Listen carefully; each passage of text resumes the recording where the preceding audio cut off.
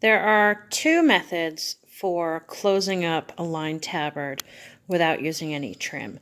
This is the first method. They both have their faults. They're both difficult in different ways. But this first one, you need to have shoulder seams. If you don't have shoulder seams, it won't work. So what we're going to start out by doing is flipping both of these panels inside out and sewing each half neckline, leaving the shoulders still open, sewing each half neckline closed inside out and clipping around. Here is my back panel. I have it inside out, so I'm going to sew along the neckline now. If you're uncomfortable with doing this freehand, as it were, feel free to pin. I've done it enough that I'm not really that worried about it. So just sew the whole thing up. Make sure that they stay lined up.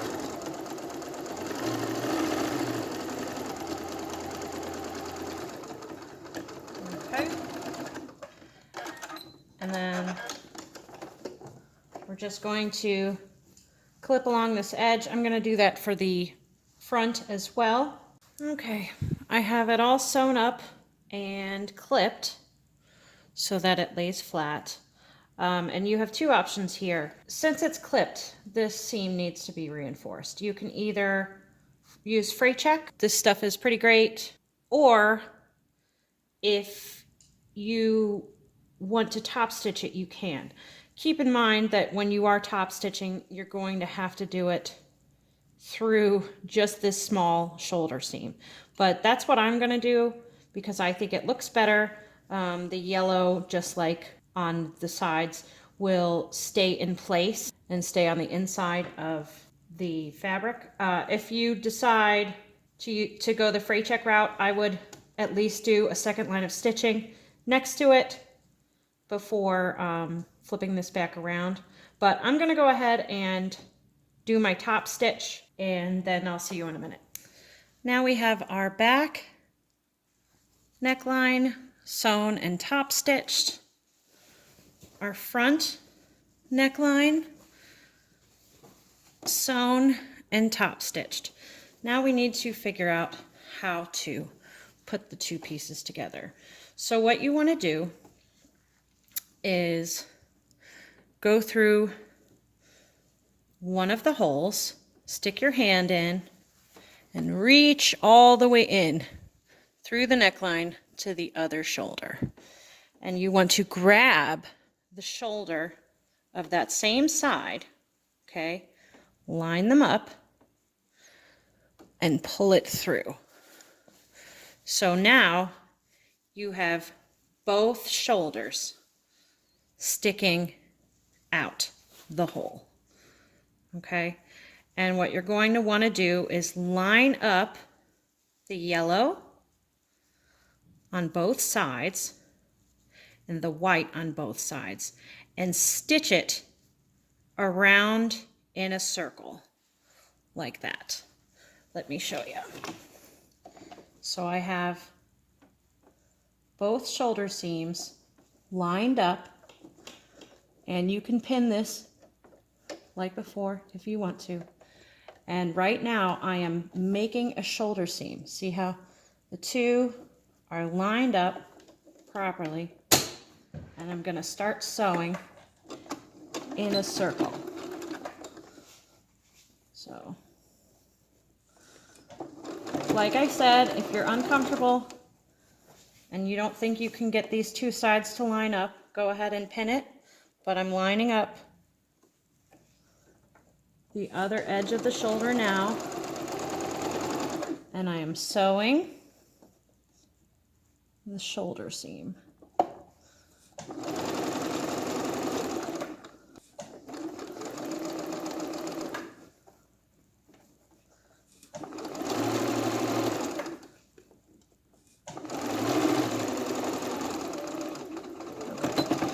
I have that stitched.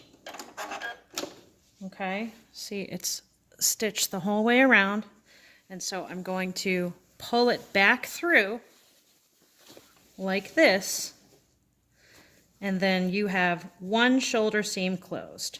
Okay, so what you'll want to do is press it open, press the stitching open, and then press it down.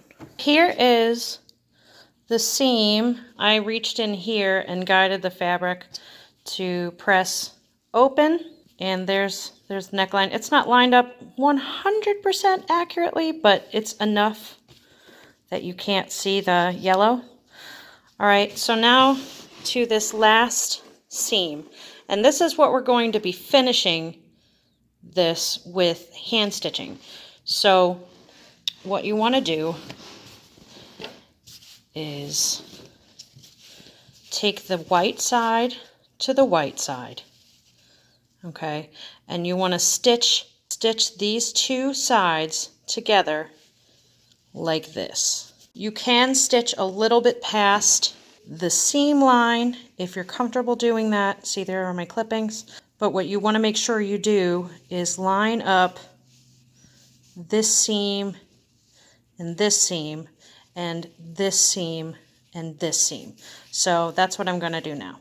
Here I have my neckline seam and my neckline seams. I'm going to line them up. Okay, I'm going to try move this out of the way. Okay, I'm going to line them up and start stitching just before that line. Okay, just before the seam line. And you want to make sure that they are lined up as possible. You can, once again, pin it if you're more comfortable doing that. And then you're just going to, without catching the underside, stitch all the way across the outer color, which is the white. Just keep guiding it, making sure that nothing is under here as you go along. Now, I've reached the yellow. I'm going to continue to stitch just a little bit more so I don't have to hand sew as much, but you can stop there if you like. So I've stitched the entire white, and you can see there's this little pocket that's still open. We're going to have to finish that by hand, but in the meantime, I'm going to open and press the shoulder seam so that it sits nice and flat, and then I'll show you a ladder stitch. I have my seams pressed open, everything's sitting flat, but I still have this pocket. So what I'm going to do, and I would recommend using a thread that matches your liner, but I'm going to use something slightly contrasting just so you can see it. Get your thread started, okay? And a ladder stitch is an invisible stitch, so you will never see this. You pick up one side and stitch holding just one side like that. Okay, pull it taut, and then you go to the other side in the same place laterally, so right here, and you pick up a bit of fabric. I wouldn't do wider than that. That's a little under 1/4 of an inch. Okay, and then you just continue along.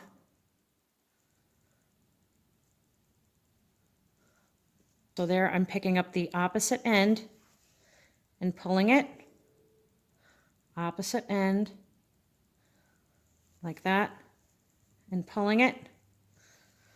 And I'll show you, as long as you keep it taut, it's an invisible seam. And I'll show you when it's all finished. All right, my ladder seam is stitched.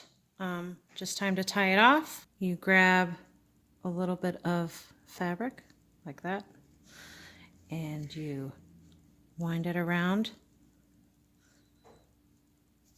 pull through, okay? If you use a coordinating fabric, you really won't see that much. And then what I like to do is maybe do it twice, okay? Stick the needle halfway through, wind it around, and pull. Okay. And then to hide the tail and to make sure it doesn't come out, you stick it back in between all the layers and then pull it out somewhere else. Like that, and then you just clip from here, and so the tail of the sewing stays inside. So there's the ladder stitch.